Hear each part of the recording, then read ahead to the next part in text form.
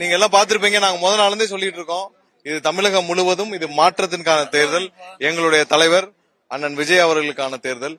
ஏன்னா ஒட்டுமொத்த தமிழக மக்களும் ஒரே குரலாக இன்று தமிழக வெற்றி கழகம் எங்களுடைய அண்ணன் விஜய் அவர்கள் முதல்வராக வேண்டும் என்று வாக்களித்த ஒரு தேர்தல். 60 வருஷம் இல்ல, 70 வருஷம் இல்ல, இதுவரை தமிழக வரலாற்றில் பார்க்காத ஒரு தேர்தல். ஒரே தனி மனிதனாக எங்களுடைய அண்ணன் விஜய் அவர்கள் ஒரு தனி மனிதனாக அவர் மீது நம்பிக்கை வைத்து இன்று ஒட்டுமொத்த தமிழக மக்களும் வாக்களித்துள்ளனர். இது தமிழக மக்களின் வெற்றி, இது தமிழக மக்களின் அரசாக இருக்கும், இது தமிழக மக்களின் அரசாக இருக்கும், இது ஒட்டுமொத்த தமிழக மக்களுடைய வெற்றியாக இருக்கும். எங்களுடைய தலைவர் அண்ணன் விஜய் அவர்கள் ஒட்டுமொத்த தமிழக மக்கள் என்ன நம்பிக்கையோடு எந்த நம்பிக்கையோடு வாக்களித்தார்களோ அந்த நம்பிக்கை 100% எந்தவித இடையூறும் இல்லாமல் 100% தமிழக மக்கள் எந்த எண்ணத்தில் எந்த நம்பிக்கையில் வாக்களித்தார்களோ அதை எங்களுடைய அண்ணன் விஜய் அவர்கள், வருங்கால தமிழக முதல்வர் அண்ணன் விஜய் அவர்கள் 100% நிறைவேற்றுவார். அதுல எந்த மாற்று கருத்தும் இல்லை. இது தமிழக மக்களுடைய ஒட்டுமொத்த மக்களுடைய வெற்றி. கண்டிப்பாக இது வந்து தமிழகத்துக்கு ஒரு மிகப்பெரிய ஒரு மாற்றத்தை ஏற்படுத்தும் என்பதில் எந்த மாற்று கருத்தும் இல்லை. ஆனா அந்த தேர்தல் நேரத்துல கேம்பெயின் நேரத்துலனா பயங்கரமான கருத்துக்களை முன் வச்சாங்க, எதிர்க்கட்சிகள் ரொம்ப ஏளனமா பேசினாங்க. இல்ல, என்ன பதில் சொல்றீங்க? அதாவது இதுவரை தமிழக மக்களை ஏமாற்றி கொள்ளையடித்த ஒரு குடும்பம், குறுநில மன்னர்களாக இருந்த ஒரு சில குடும்பம், ஒரு சில தவறான அதிகாரிகள் துணையோடு இந்த தேர்தலை சந்தித்தார்கள். தமிழக மக்கள் அனைவருக்கும் தெரியும் 70 வருஷமாக திமுக எவ்வளவு தீய சக்தி, திமுக தமிழகத்தை எப்படி கொள்ளையடிச்சதுன்னு. ஒட்டுமொத்த தமிழக மக்களும் திமுகவை எங்க வைக்க வேண்டுமோ அங்க வச்சிருக்காங்க. கண்டிப்பாக தீய சக்தி திமுகவை, எம்ஜிஆர் ஒழிக்கணும்னு நினைச்ச திமுகவை, அம்மா ஒழிக்கணும்னு நினைச்ச திமுகவை இன்று எங்களுடைய தலைவர் அண்ணன் விஜய் அவர்கள் ஒட்டுமொத்தமாக தமிழகம் முழுவதும் ஒழித்து கட்டியிருக்கிறார். ஏன்னா இது வந்து ஒரு தமிழக மக்கள் அனைவரும் எதிர்பார்த்த ஒரு தேர்தல். அதனாலதான் ஒரு தேர்தல் வந்து நாங்க முதல்ல சொல்லிட்டு இருக்கோம், இது வந்து தேர்தல் வந்து ஒரு திருவிழா போல் இருக்கும்னு நாங்க சொல்லியிருக்கோம். ஏன்னா ஒட்டுமொத்த மக்களும் அவங்களுடைய சொந்த விழாவாக இதை கொண்டாடினார்கள். இது வந்து நீங்க பாப்பீங்க வருங்காலமாக இது எப்படி ஒவ்வொரு நிகழ்வும் எப்படி மாறும்னு பாப்பீங்க.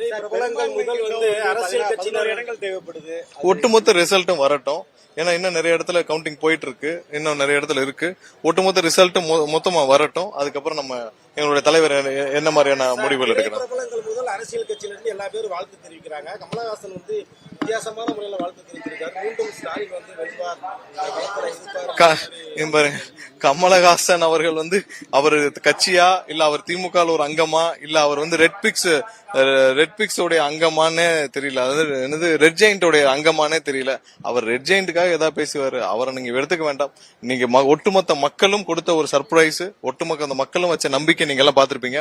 நாங்க அதை ஒரு வருஷமா சொல்லிட்டு இருக்கோம், ஒரு வருஷமா ஆணித்தரமா சொல்லிட்டு இருக்கோம். அதை நீங்க எல்லாம் பத்திரிகையாளர் எல்லாரும், பெரும்பாலான மூத்த பத்திரிகையாளரும் நீங்க களத்துல பாத்திருப்பீங்க. இதுதான் தளபதி வந்து அவர் மீது மக்கள் வச்ச நம்பிக்கை. அதை கண்டிப்பா 100% நாங்கள் இல்ல, அது தமிழக மக்கள் கொடுத்த ஒரு, அவங்க என்ன செய்யணும்னு நினைச்சாங்களோ, திமுகவை எங்க வைக்கணும்னு நினைச்சாங்களோ, திமுக அவர்களுக்கு செய்த தமிழக மக்களுக்கு செய்த துரோகம்.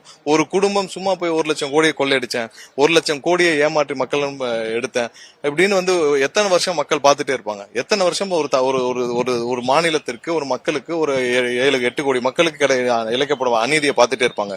நீங்க ஒரு 4-5 ஆபீசர் வச்சு, ஒரு செந்தில்வேல் மாதிரி ஒரு ஆபீசர் வச்சு, இல்ல இன்னும் 4-5 ஆபீசர் வச்சு நீங்க எல்லாம் வந்து வேலை பார்த்துட்டு இருப்பீங்க. டேவிட்சன் ஒருத்தரை டிஜிபி ஆக்குறதுக்காக 8 மாசம் பொறுப்பு டிஜிபி வச்சு நீங்க இந்த ஸ்டேட்டை கையாண்டீங்க.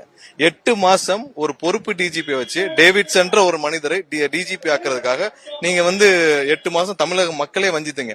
நீங்க உங்களுடைய சொந்த வெறுப்புகளுக்காக ஒட்டுமொத்த தமிழக மக்களையும் ஏமாற்றி இருக்கீங்க. அதற்கான இன்னைக்கு ரிசல்ட் தான் இன்னைக்கு தமிழக மக்கள் கொடுத்திருக்காங்க. கண்டிப்பாக 100% நாங்க திரும்பவும் சொல்றோம், இது மக்களுக்கான ஆட்சியாக இருக்கும். மக்கள் என்ன நினைத்து வாக்களித்தார்களோ அதை 100% எங்களுடைய தலைவர் அவர்கள் நிறைவேற்றுவார். இல்ல, அது சட்டம் என்ன செய்யணுமோ அதான் செய்யணும். அதை பத்தி நான் கமெண்ட் பண்ண விரும்பல. சட்டம் என்ன மாதிரியா, யாராவது தவறு செய்தால், யாரு தவறு செய்தாலும் அது சட்டம் எப்படி செய்யணுமோ, சட்டப்படி என்ன செய்யணுமோ அது சட்டம் தனியாக செய்யும். அதை பத்தி நான் கமெண்ட் பண்ண விரும்பல. மாநில பொறுப்புல இருக்கீங்க, அமைச்சரவையில உள்ள போவீங்களா நீங்க? இல்ல, அது எங்க தலைவர் தான் முடிவு பண்ணும். எங்களுடைய தலைவர் அண்ணன் தளபதி அவர்கள் யார் என்ன பண்ணணும்னு அவர் முடிவு செய்வார். அவருக்கான அவர் மீது மக்கள் வைத்த நம்பிக்கையில் கிடைக்கப்பட்ட வாக்குகள் ஒட்டுமொத்தம் அதுதான். அதை எங்களுடைய தலைவர் தான் யார் என்னன்னு முடிவு பண்ணுவார்.